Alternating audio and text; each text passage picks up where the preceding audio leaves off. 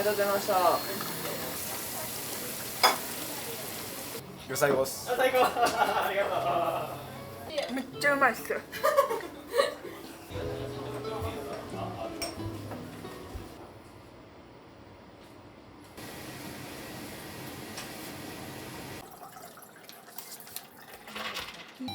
美味しい。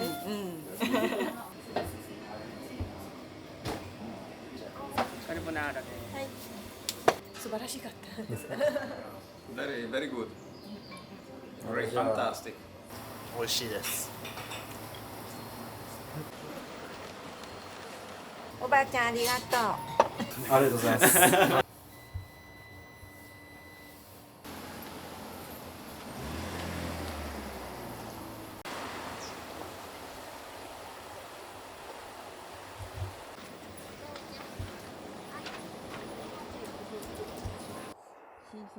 新鮮、新鮮で、切ったらそのネギの中にドロッとした部分があるんですけど、本当に甘いドロッとしたのが入っとるの。結構そのいろんなネギを育ててもらったんですけど、もっと太いやつとかもっと細い分け木みたいなやつとか、でもこの大きさのネギが一番いいねっていうことで、こういったネギを使ってますね。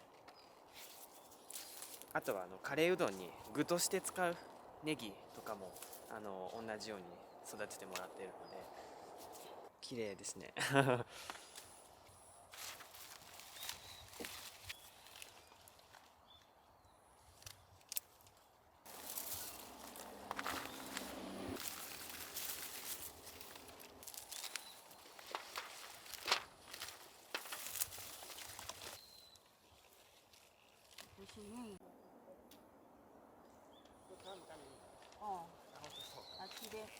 ちょっと辛みが強いんですよ、郡上のネギ。寒いところで育っているので、それがまた僕の中でうどんとすごくマッチしてて、特におばあちゃんが大事に育てたものを僕が頑張って作ったうどんに乗っけて出すっていうのが、なんか孫と祖母の協力した作品みたいな感じで、すごい絆を感じてます。はい。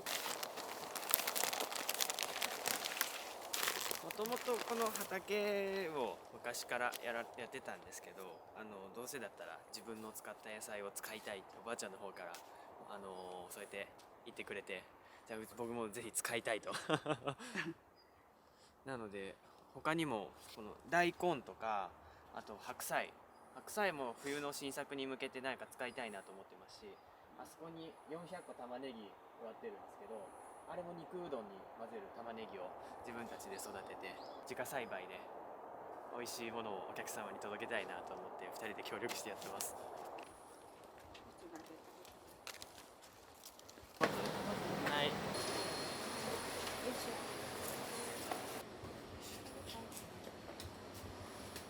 し。おばあちゃんに作ってきてもらってるんです。卵焼きと佃煮とサラダと、あとお米も郡上のお米で、あと僕が一番好きなの郡上味噌で作ったおばあちゃんの味噌汁ですね。毎朝飲んでます。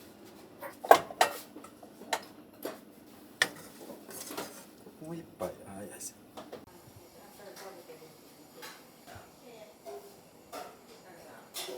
作り始めですね。ご飯食べてください。はい、ありがとう。いただきます。ちょっと豆が硬かったです。このお米もこの郡上のお米で、味噌汁も小さい時から僕大好きなんですけど、おばあちゃんが作った郡上味噌を使った味噌汁ですね。郡上市のお味噌ですね。ちょっと塩味が強くて味噌汁とかには最適で、おかわりよくしてました。小さい時から味噌汁おかわりって言って2杯3杯ぐらい飲んでました。今でも毎朝飲んでます。おばあちゃんの味噌汁。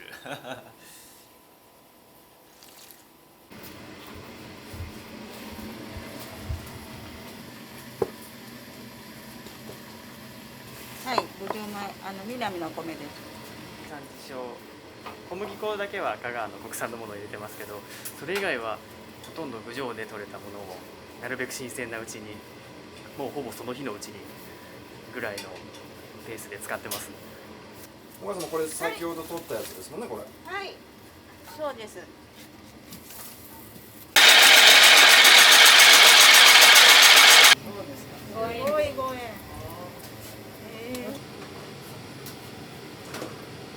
かなかね、おばあちゃんと同じ味にするの難しいんですよ。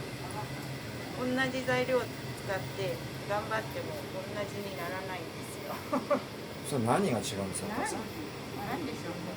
翔太はよくおばあちゃんの手からは魔法の粉が出てるって言います。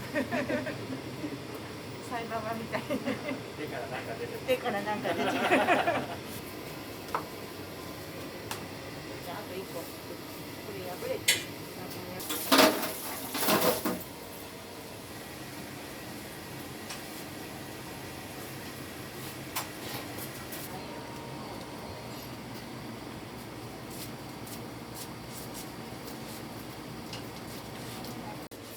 これが出汁の中で味の要になってる香川県の瀬戸内海の伊吹島ってところで取れる伊吹いりこです。これが讃岐うどんではほぼこのいりこを使ってるみたいで、この煮干しいりこを使わないと讃岐うどんじゃないとまで言う人もいるみたいな、そんな話を香川で聞いてきました。水揚げしてから加工するまでがもう島でやってるのですっごい早い短期間の間でこの状態まで仕上げるみたいなんですね。なので味が凝縮されててすごくいいお出汁が出るんですよ。出汁に入れていきます。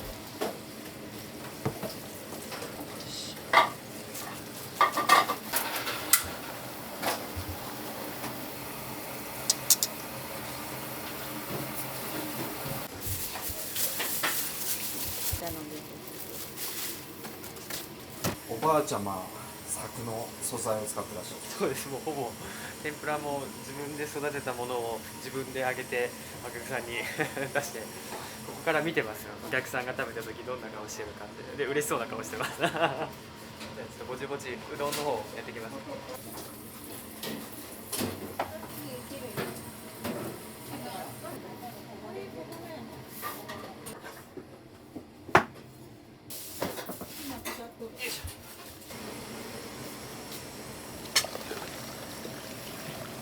出汁ですか。そうですね。勉強してきたのはもっといりこの強い香川風の出汁だったんですけど、そのままやっても面白くないなと。せっかく岐阜県でやってるので。なので東海地方の人たちが好むカツオの味を少し比率を上げて、東海地方の人に好まれる讃岐うどんっていうのを考えてみました。なのでここに至るにもこの試作品を郡上の人たちにたくさん試飲してもらって、どう思うかっていうサンプルデータめちゃめちゃたくさん集めて行き着いた自慢のお出汁です。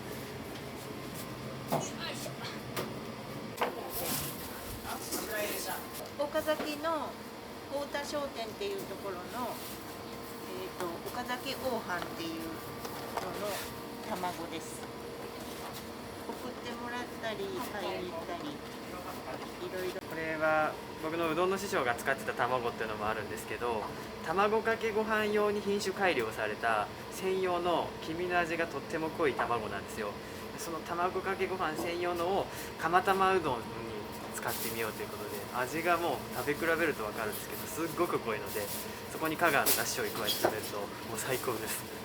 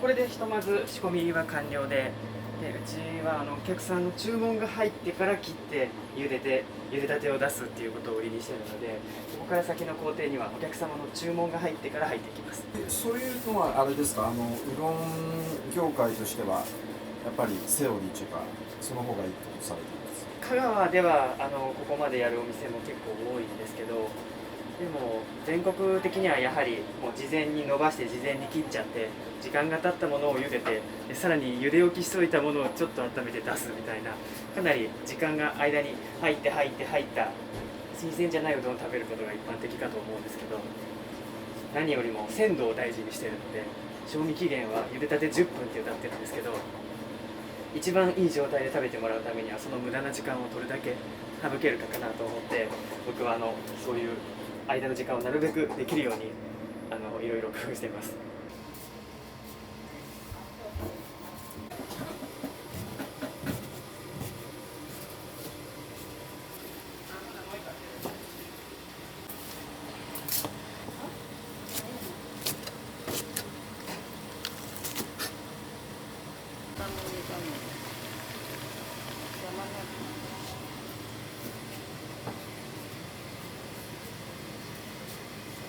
ああ、そうそうそう。で娘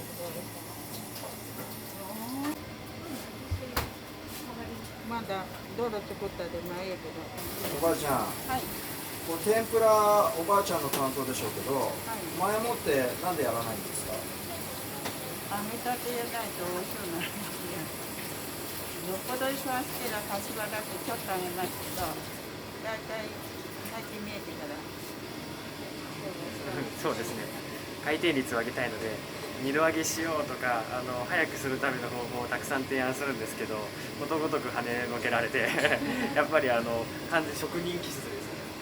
美味しくないもんな。揚げたて食べて、あったかいの食べると美味しいなと思うけど、でなるべく揚げだけはしません。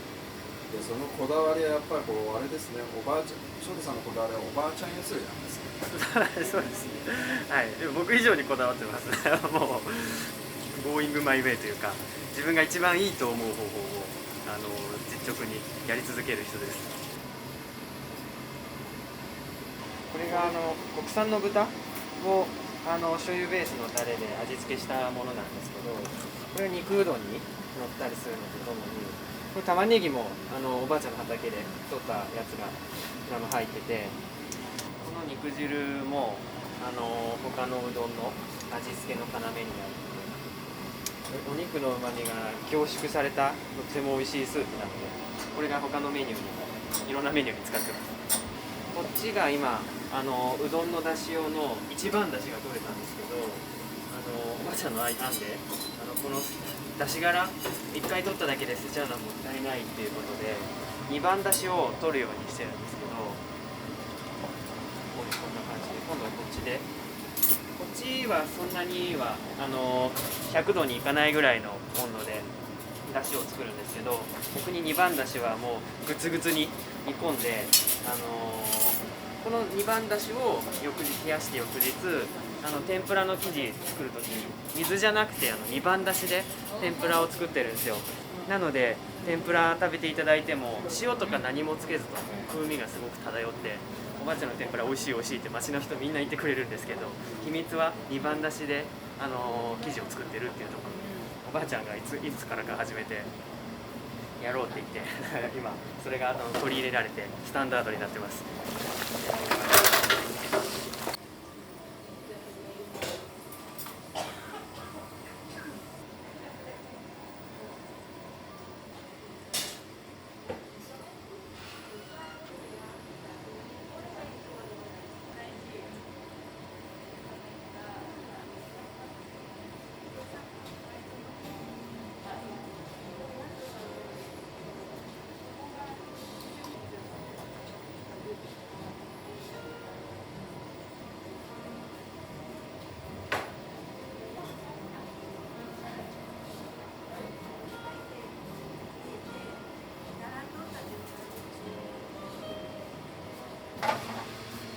オープンします。お願いします。11名待って見えます。11名。おはようございます。すみません。お里様。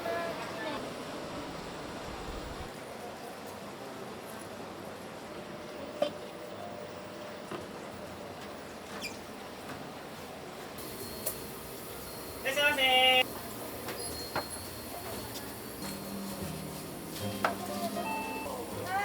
たせしました。八幡庭前です。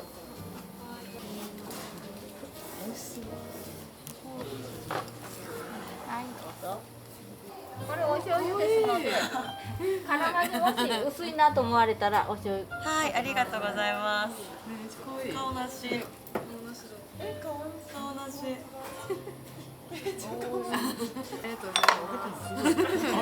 揚げたてだ。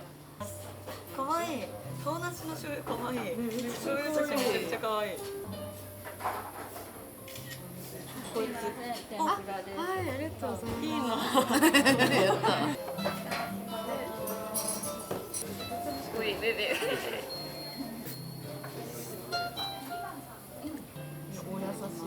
お優しい味。美味しい。お優しい味。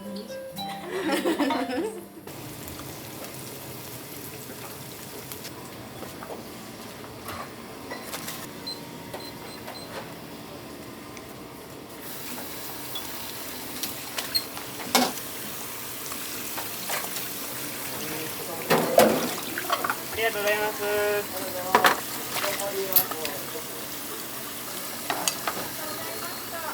ありがとうございました。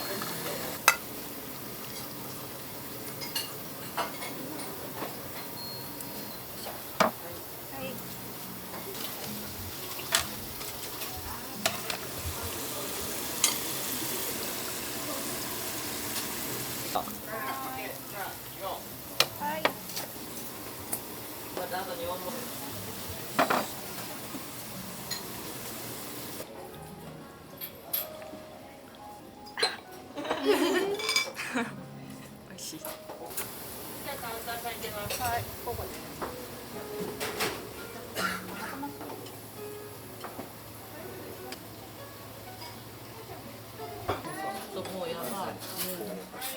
お腹いっぱい。美味しかったです。お腹いっぱいです。お疲れ様でした。い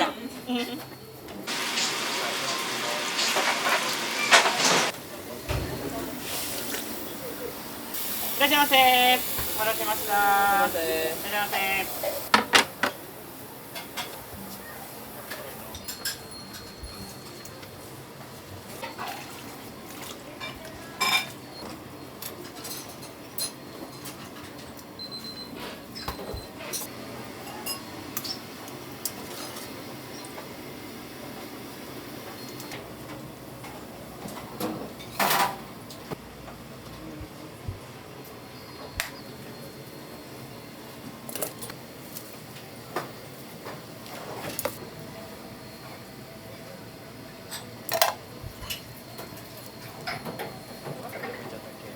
あ、そうか。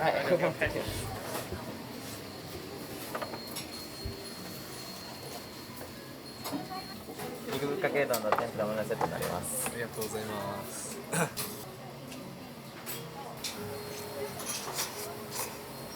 今日のうどんの出来はどう？最高？良さよすあ、最高。ありがとう。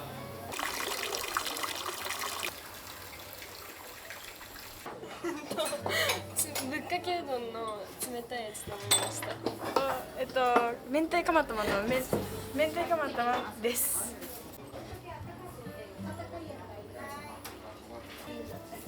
めっちゃいい匂いする。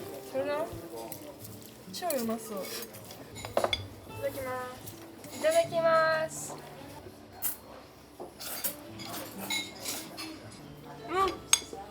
美味しい。めっちゃうまいっすよ。じゃあエビ天ぷらどうですか？プリプリ。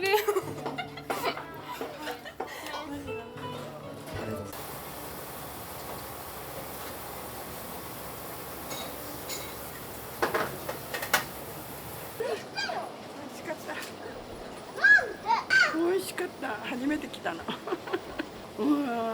お水が美味しい。お水が美味しいから。お水が美味しいとこはやっぱり食べ物美味しいわね。美味しかったです。美味しかったです。美味しかったね。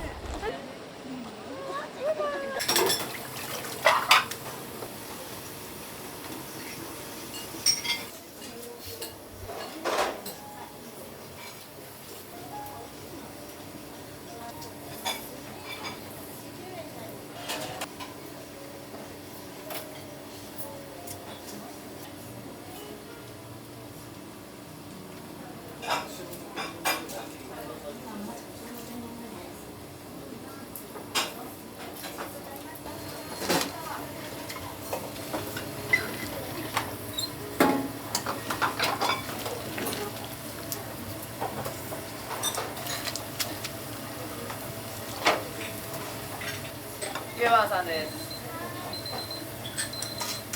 はい、どうぞお願いします。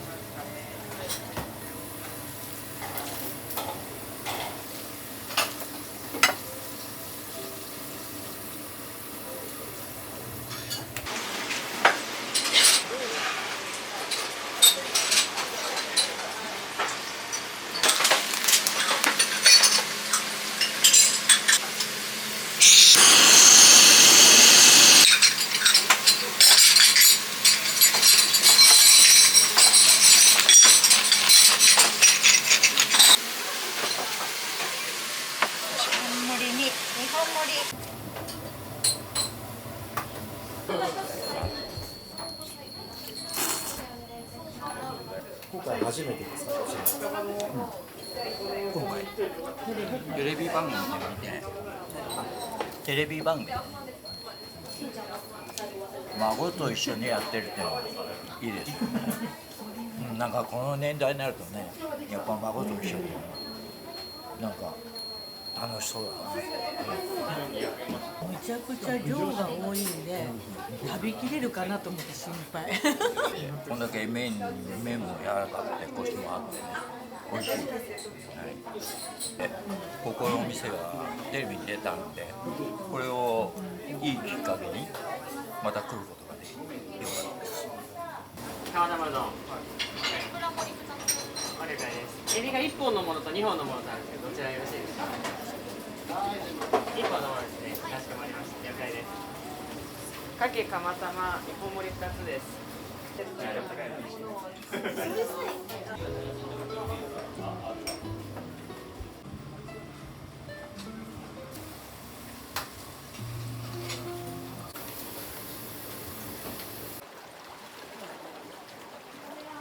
で、全部いったかな。はい。はい。まずあと一本盛りが。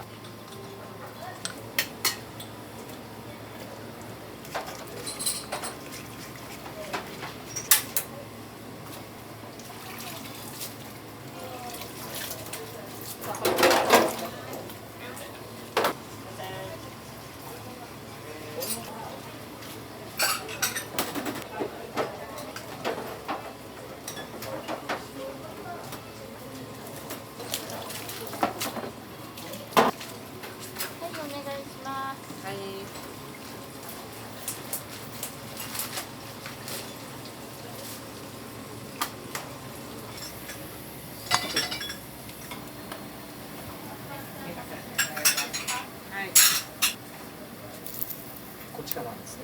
こちら金混ぜうどんです。こっちの方。あ、こっちも同じです。人はこれで全部。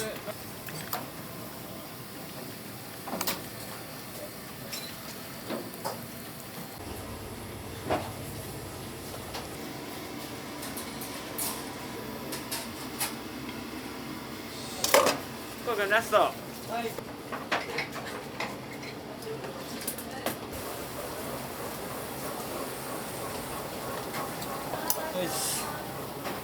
ありがとうございます。は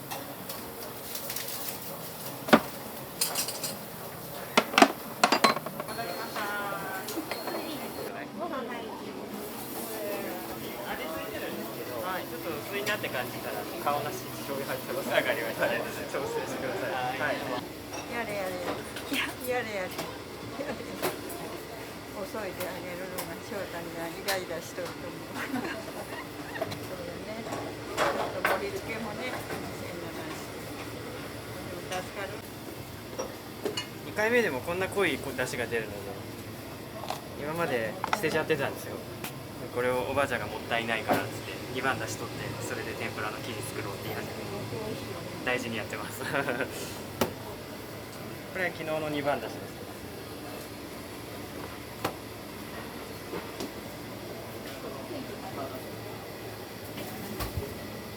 結構お昼に麺が出ちゃって、夜の麺がもうあと20食ぐらいしかないので、どうしたものかと、ちょっと今から緊急で麺を製麺します。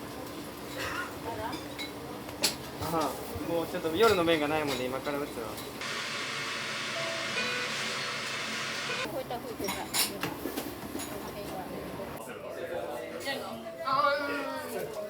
持ってるは持ってる。ニット持ってるんだけど、一回も着ずに、そのこっちの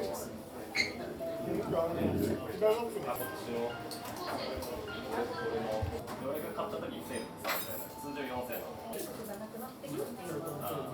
そうこっちから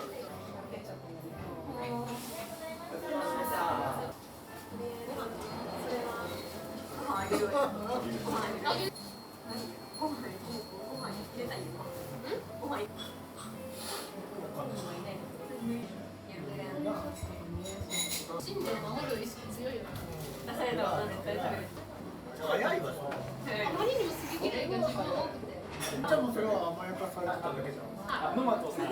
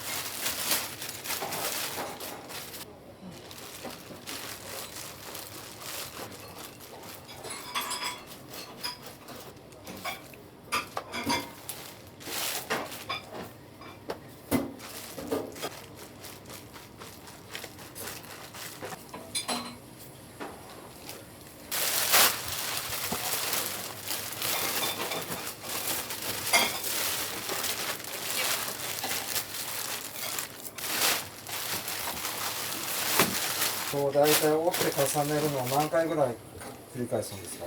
季節によって変わるんですけど、今日はもう1回ぐらい、4回か5回ぐらいやるんですけど、ちょっとこの感じで調整してます。多くしたりする日もあれば少なく済む日もあって、うどん粉と水と塩とその配合を季節とか天気だとか温度湿度で配合のバランスが変わってくるんですけどすいません、息切れちゃったそれを機械でやるんじゃなくて人の手でやっているので、こういうこねた段階の手触りだとか硬さだとか、あとはこの踏んでみた時の硬さ、それでどんな条件下でも同じ品質のうどん麺が作れるように人間側で調整をかけるんですけど、それをこの足の裏の感覚を頼りに毎日同じものができるように調整するよう頑張ってます。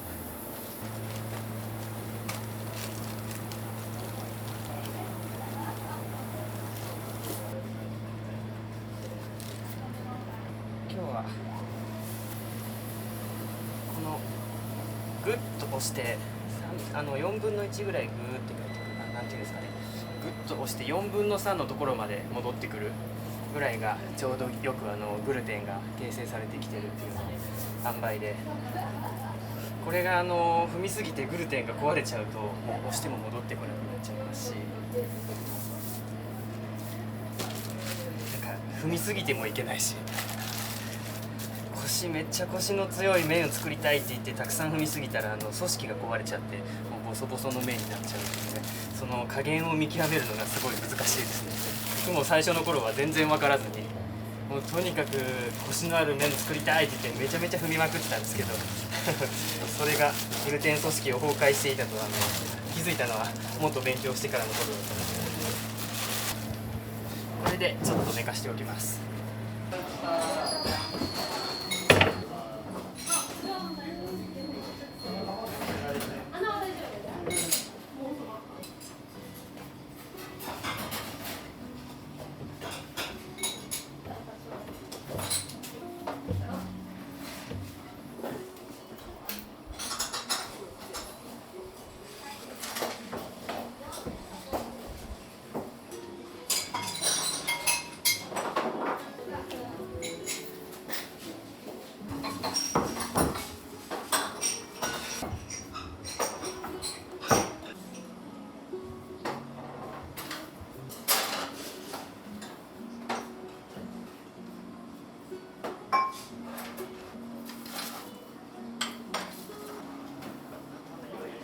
はい。あ、はい、どうぞ。お待たせしました。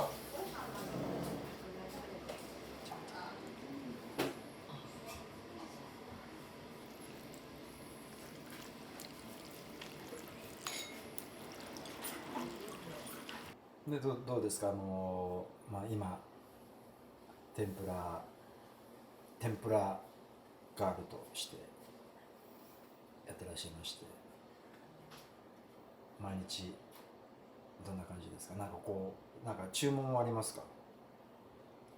注文は別にないですけど、いつまでやれるか、コトンといかれるかわからん、覚悟しとかな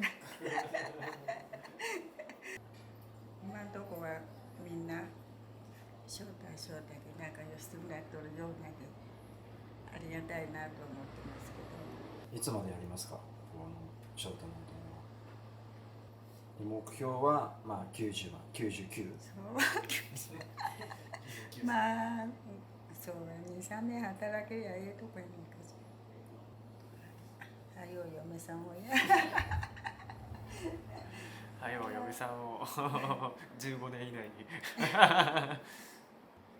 あちゃんはずっと元気で一緒に働けたら嬉しいなって思う。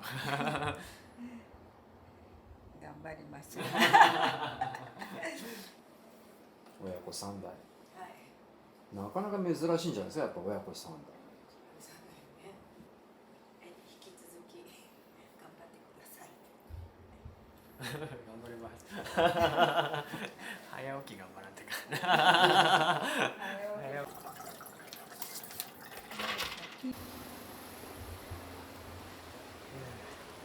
そうですね、郡上に引っ越してきたのが2019年なので、今が4年目5年目ぐらいになるんですけど、こっちに戻ってきた当初は郡上南のおばあちゃん1人しか知り合いがいない状態だったりする。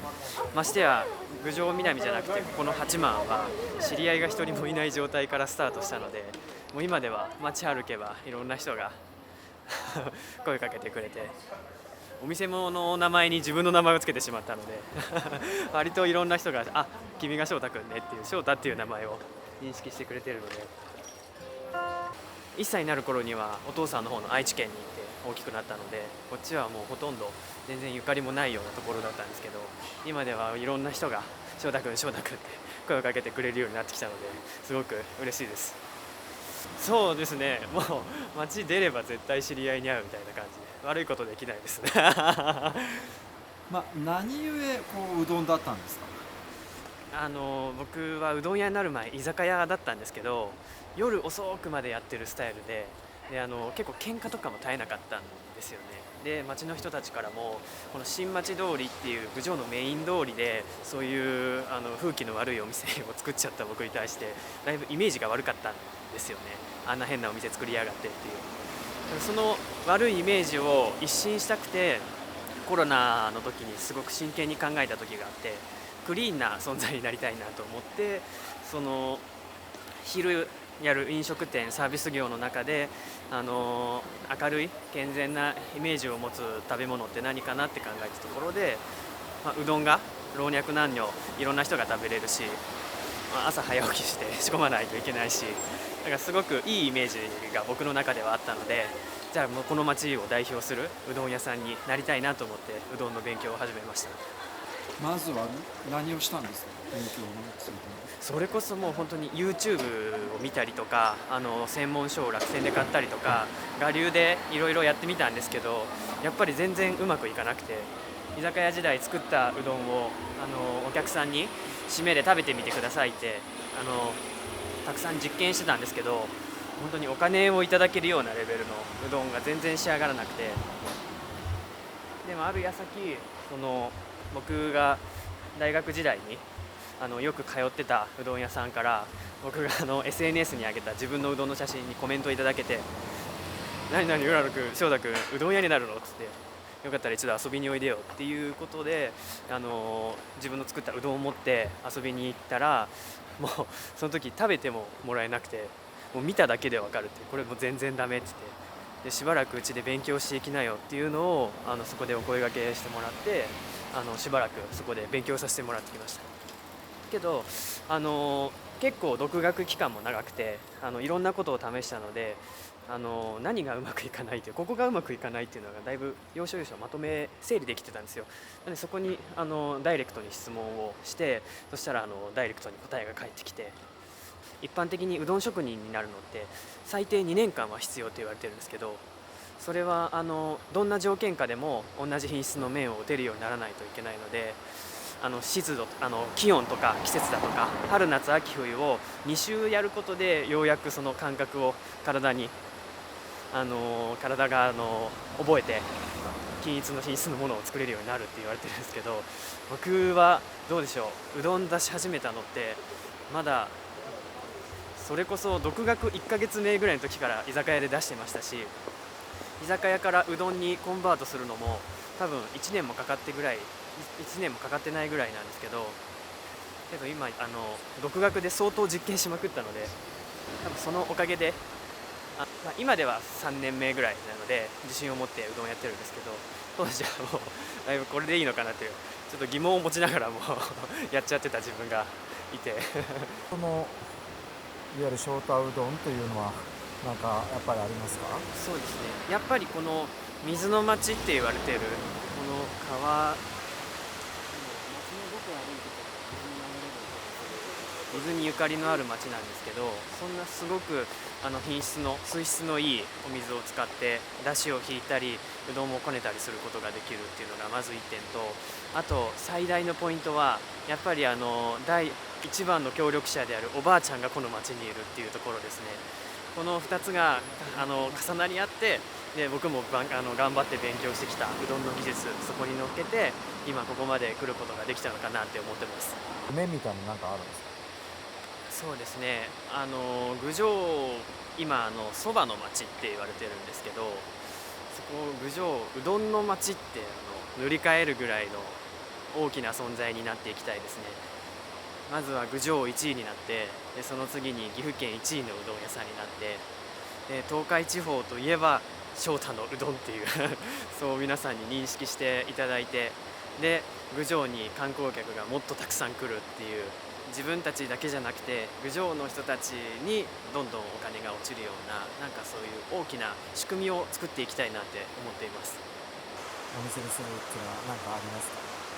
そうですね、今提供スピードが遅いっていうのを Google のレビューに書かれちゃったりとか、かなりお客さんを待たせてしまったりだとか、1時間以上並んでようやく席に座れてもそこからさらにお待たせしてしまったりとか、そこがまだまだ課題として残ってるかなと思うので、そこを注文いただいてから早く提供するっていうのをいかにやっていくか、そこをフォーカスしてクリアしていきたいなって思っています。他の場所ではこれはできないうどんですね。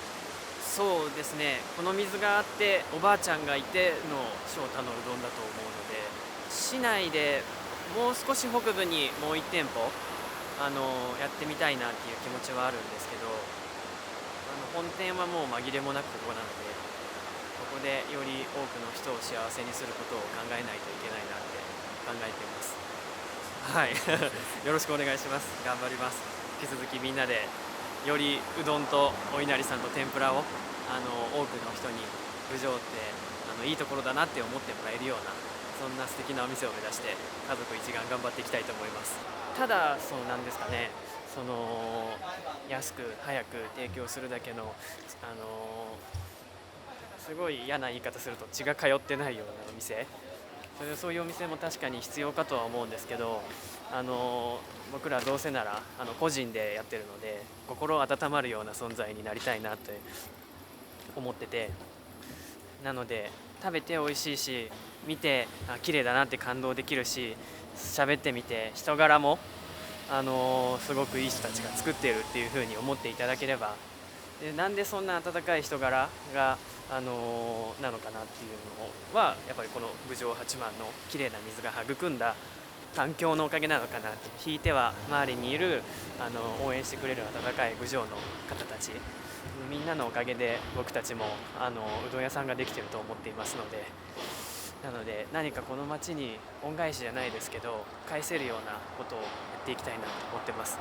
僕の中では結構こだわってるところもあって、やっぱり稼げる力がある人の方が影響力も比例して大きいものかと思うので、自分たちが幸せなだけで全然周りも巻き込めてないっていうのはただ自分たちが満足してるだけなのかなと思うので、それよりももっとどんどん同じ思いを持つ仲間を増やしてこの街を盛り上げていければっていうふうに思っているので、そのためにはやっぱりどんだけ稼いでるのかっていうのは影響力の指針の一つになってくると思っているので、なのでそうですね、お金が欲しくてっていうのじゃなくて町の人に認めてもらうためにしっかり稼いで影響力のある人間なんだぞっていうのをどんどん発信していきたいなって思っています。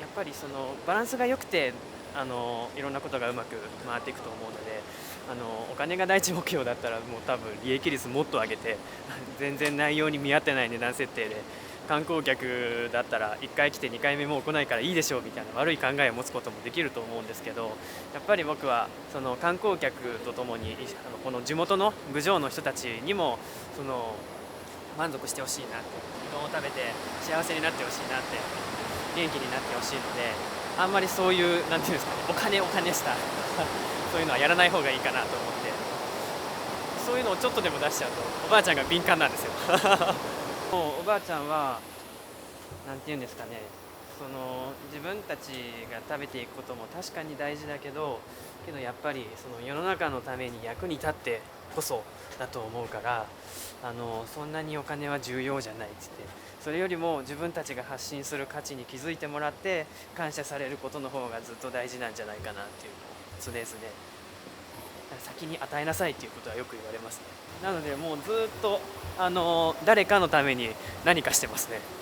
畑をやるっていうのも自分だけで食べる野菜じゃなくて、作った野菜を誰かにお裾分けしたりとか、そういうのも込みでやっているので、そのスタンスがとても素敵だなと思って、自分一人だけが幸せになろうと思っても結局幸せになれないっていうことを肌で感じて素で実践してる人なので、そこがすごくかっこいいなと思って、僕もそういうおばあちゃんみたいな人になりたいなと思って、先に何ですかね、与えられる人になりたいなと思って、そうしたら僕の周りには、僕らの家族の周りにはどんどんそういう温かい考え方を持った人間が増えていくかなと思って、そういう人間でチームを組んでこの郡上をまた盛り上げていきたいなって考えています。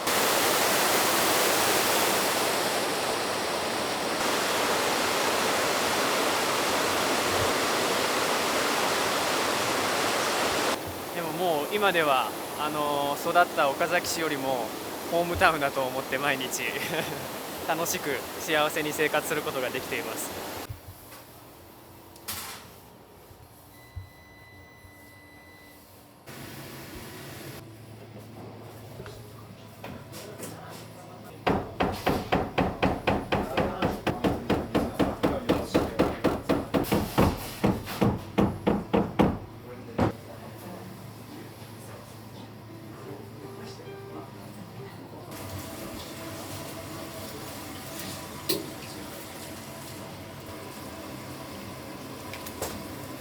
ごぼう入ったあばらちゃん。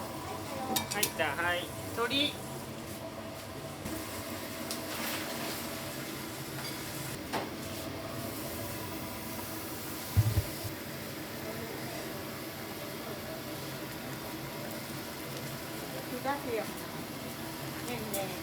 ネギ入れた。あとはよ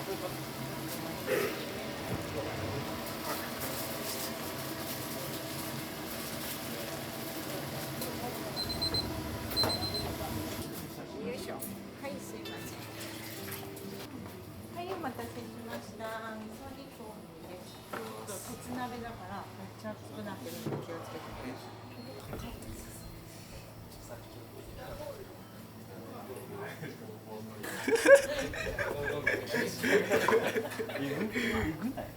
カルボナーラで。はい。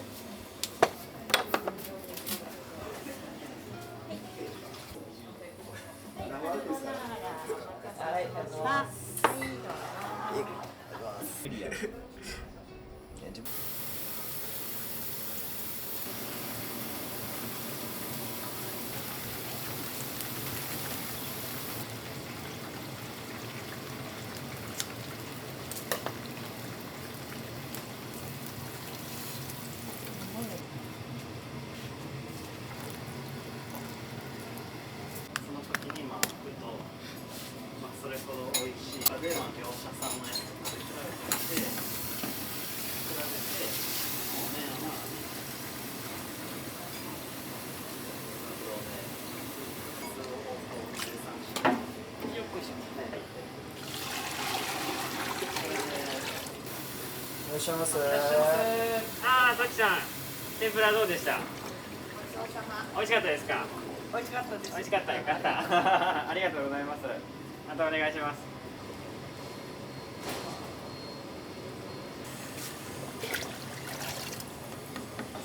そういう意味で言うと郡上の水はすごく味方になってくれるけれども、その分量を間違えることによってすごい敵にもなるっていう。そうですね。僕が師匠のところで教わってきたやり方を郡上に戻ってきてやったらもう全然うまくいかなかったんですよね。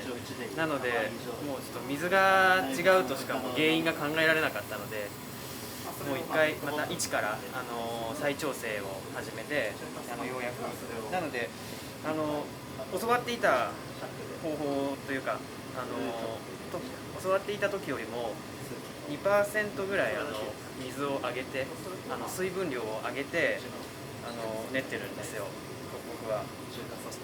気候と湿度とあと水が違うっていうので結構違うものなんだなっていうのは教わった通りにやれば大丈夫と思ってたんですけど、最後の難問がちゃんと郡上の水に合うやり方で製麺するっていうのが最後の最後に待ち受けてみました結構難儀しました。数字だけじゃない何かがあるわけですね。そうですね。もう塩も 0.1g 単位で測れる測りを買ったりとか、水道の性質が軟水なのか硬水なのかとか、その市役所に問い合わせたりだとか実験キットで調べてみたりとか、郡上だと水が2種類あるんですけど、そっちのここじゃないエリアの水を使ってみたりとか、山で汲んできた湧き水を使ってみたりとか、いろいろやってみたりしたんですけど、最終的になんとかここの時点でのお水に合わせた作り方ができるようになったのでほっとしました素晴らしかったです。Very, very good. Very fantastic. 楽しかった。ありがとうございます。Thank you.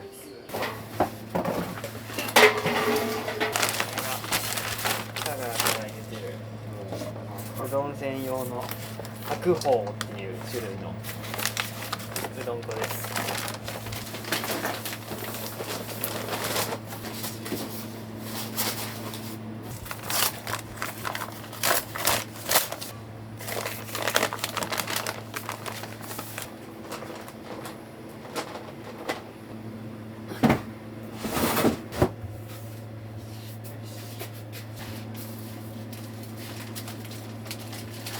小麦粉に空気に触れさせてあげるっていうのもあるんですけど、小麦粉の保存状態によってはこういうもっと大きいのが入ってる場合もあるんですけど、ダマが、混ざってることもあって、でこいつをちゃんと潰してあげずにそのまま製麺に入っていっちゃうと、水分がたくさん行き渡ったところと全然吸えてない部分で差ができてってきちゃうんですね。そうすると茹でてる時にそこでちぎれたりとか美味しい麺にするためにはやっぱり均一的に水分を行き渡せることが重要なので、この段階でそういうダマがないかなっていうのと一緒に空気を吸わせてあげることによって、もうこれ何でもない作業に見えるんですけど、これやるのとやらないのでは仕上がりがもう全然違うんですよ。この量でだいたい僕いつも5分ぐらいかけてやりますね。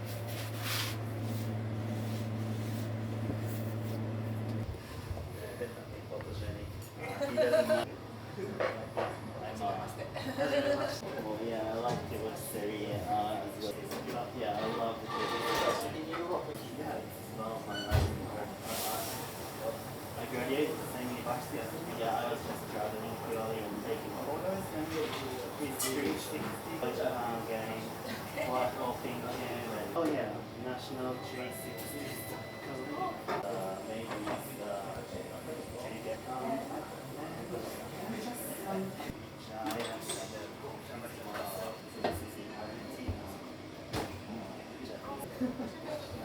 Oh yeah, seriously.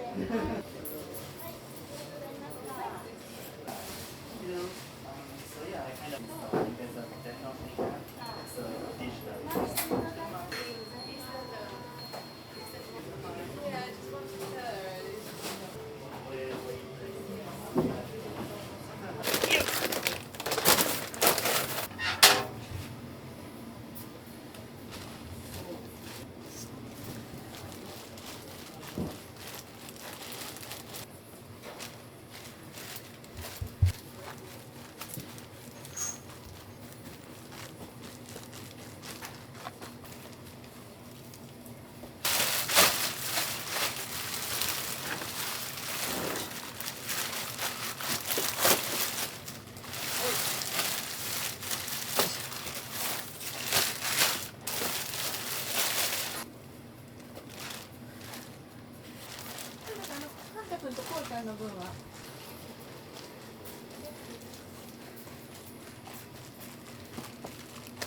感触ですか。そうですね。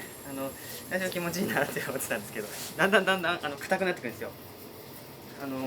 細胞と細胞が結びついてグルテンっていう星になる成分が今形成されつつあるんですけど、なんだかグルアジンとグルテニンだとかなんかそこが今結びついてるんですよ。刺激与えることによってだんだんガムみたいに硬くなってってるんですよね。もう一番終盤はもう本当になんか足腰がすごい鍛えられるんですよ。踏みづらいのでどんどん硬くなってきて。で一番初めはすごいもうモフモフで。そうです。でももうこの時点でだからもし失敗してたらその日の気温とかとちゃんと正しい配合ができてるかできてないかっていうのを踏んだ時に柔らかすぎるとか硬すぎるとか足の裏から伝わってくる感触で、でももうダメだって時は作り直す日もありますし、これは出せんって言ってでも居酒屋時代うどんの勉強を始めたばっかりの時はもうそんな全然ダメなっていううどんをお客さんに出してはダメ、出しては美味しくないっていうのを言われて、なんでダメかっていうのも理論も勉強せずに理解せずに。やっぱお客さんは気づくもんですか、それは。やっぱりその何がっていうのはお客さんも気づかれないんですけど、もう純粋に美味しいか美味しくないかですね。僕の当初のうどんは全然美味しくなかったので、歯ごたえも悪いし味も美味しくないし、それが今やいろんな人が美味しい美味しいっておばあちゃんの天ぷらとお稲荷さんと一緒にこの翔太のうどんのことも褒めてくれる人がとても多くなってきたので、とあるなんかランキングサイトで岐阜県で人気のうどん屋さんランキングっていうのを毎月更新してるサイトがあるんですけど、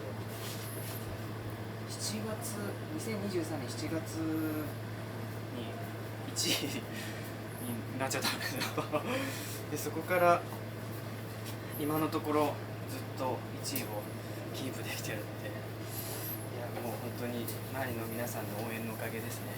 ですかね。まあでも見方が変われば1位じゃないっていうランキングもあるのでどこかがそうやって言ってくれてるだけなんですけど、そうやって岐阜県で一番いいうどん屋さんって言ってくれてる、応援してくださってる人もいるので、その名に恥じないようにこれからもたゆまずに精進していきたいと思います。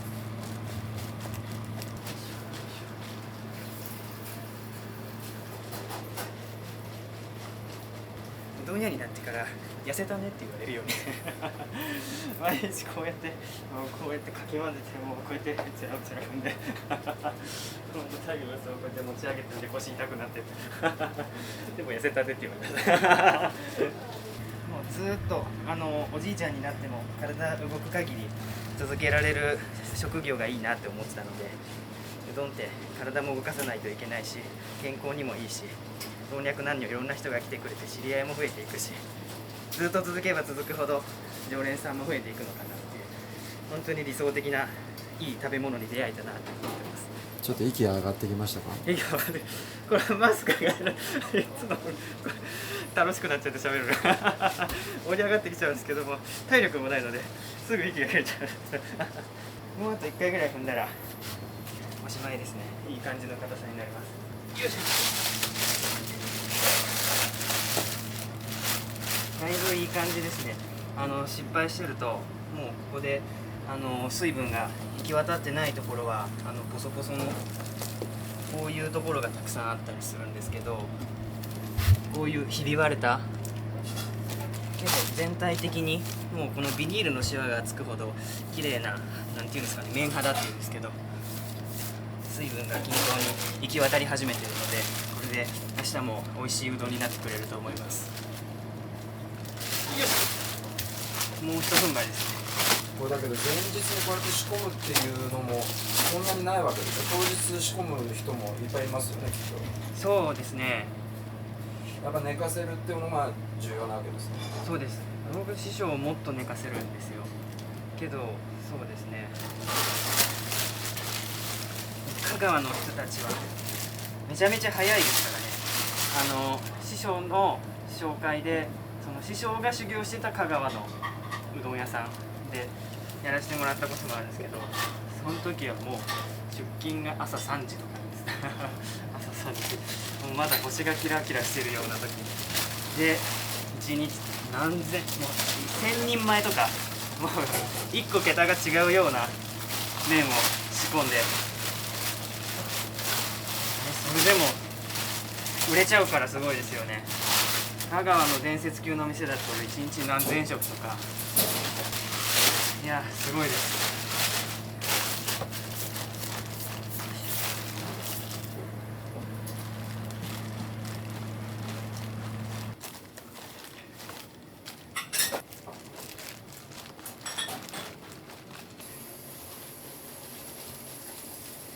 もう喋ることないですなんかあるかな、喋り残したこと。翔太さんにとってうどんとは？人生ですね。すごく嬉しいですね。なんかずっと空回りってほどじゃないですけど、そんなに望み通りに誰もが羨むような人生を歩んできたわけではないんですけど、このうどんと出会った浦野翔太は結構その天職であり、あと何て言うんでしたっけ天職であり、そのやってて楽しいし、そのできるし、そしてそれが他人に評価されるしっていう、その3つがちょうど全部重なったやりたいとできるとそれがニーズがあるっていう、この3つが重なってる状態に今入っていけてるのかな、片足突っ込めてるのかなっていう思いがあるので、なのでこれをもっと何ですかね、現状維持だとやっぱり衰退をたどってしまうと思うので、郡上1位、岐阜県1位、東海県内1位で日本1位のっていう、そのどんどん上を常にいくつになっても向かって挑戦し続けていく人生でありたいなって思っております。これはもうこの四角い形で明日の朝まで寝かしておくってことですね。そうですね、結構うちはもうこれで二次熟成でさっきの袋に詰めて箱にストンって落として、それでちょっと手で成形して5分10分ほど寝かしたんですけど、あれ第一次熟成だったんですよ。でそこから足で加圧して形を作って、でここから第二熟成に入っていってもらいます。店によっては第三熟成に入ったりとか、そうですね、5分寝かせて、でさらに次30分寝かせて、その次2時間後にまた踏んでっていうようなことをやるお店もあるんですけど、全部いろいろデータを取りながらやってきたんですけど、僕が食べて一番美味しいなって思ったのは第二熟成までで止めておくっていうなので、この動画見てる他のうどん屋さんがもしかしたらもう一回踏めよってサボってんだよって思われる方もいるかもしれませんが、僕はこれが現時点での一番いい方法かなと思って毎日頑張っております。ありがとうございました。明日も頑張ります。おお。本当に美味しい。あ、いいですね。いいですね。いいですよ。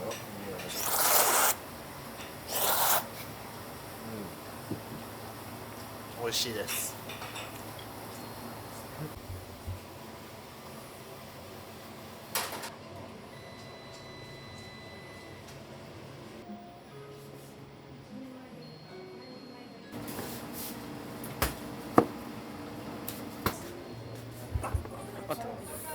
お待たせしました。Here you go。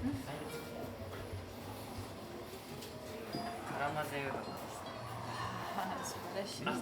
柚子胡椒 into this udon. You can change taste. Yes. You can put my original garlic sauce into the karamaze udon. If you smell. Yes. Enjoy. Thank you.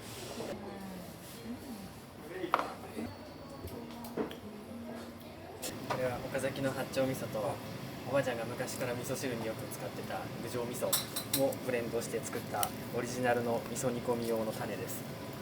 本当にこう岡崎の味と、生まれた地が、ふるさとと第二のふるさと。そうですね。じゃあこれが翔太さん。まさにそうですね。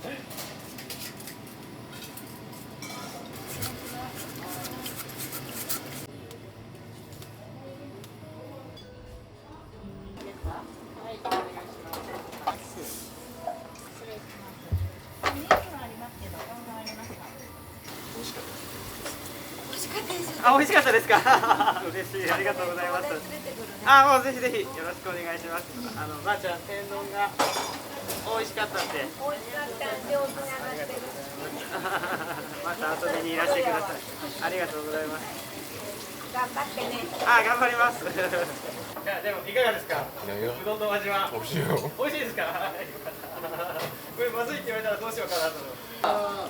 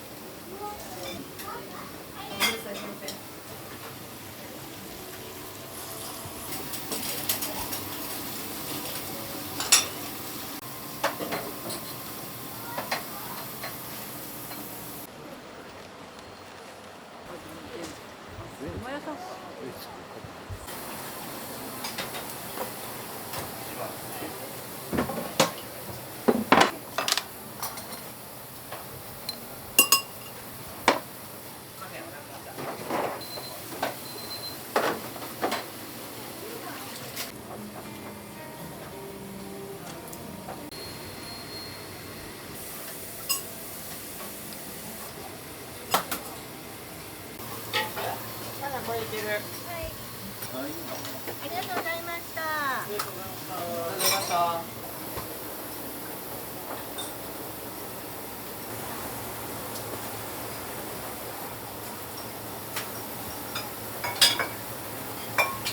ありがとうございます。ありがとうございます。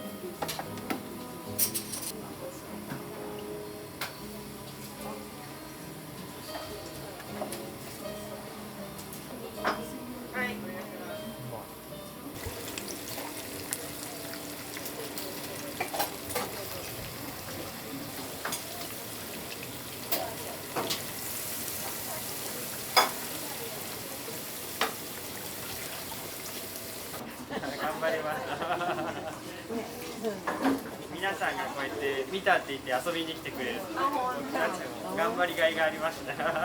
おばあちゃんがね、はい。天ぷらを専門にあげとる。全部もそうなんですよ。天ぷらのソースもおばあちゃんが。あ、そうか。テレビでね、ちょうどやってたからね、おばあちゃんが頑張って、今そういえば、あれと思って見たことある。おうどんは好きなんですか？大好き。今日は何を頼まれました？翔太の天ぷらうどん。でね、天丼だって。うどんが好きだけど、今回は天丼です。じゃあ今回はおばあ様のおばあちゃんの天ぷらを。天ぷら大好きだから。うわすごい。おばあちゃんありがとう。いただきます。上手に揚がってるね。翔太君がさ、うどんを練ってね、どこまでもみたいにあそこにあった。こんなに上手に上がらんのよね。自分では。うん。美味しいタレ。本当ですか。ちょっと甘めで美味しい。いやもうどうだろう。いろいろ有名店食べ行ったりとか結構期間がかかりました。はい。いつからやってるんやったっけ？2年ぐらいって言ったからや、ここ初めて。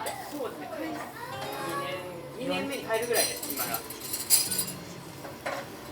最終的にご飯にかけるタレと天ぷらにかけるタレを別々2種類用意して、それでようやく2人のこれでいいっていうやつが。そうですそうです。美味しいよ。美味しいですか？ありがとうございます。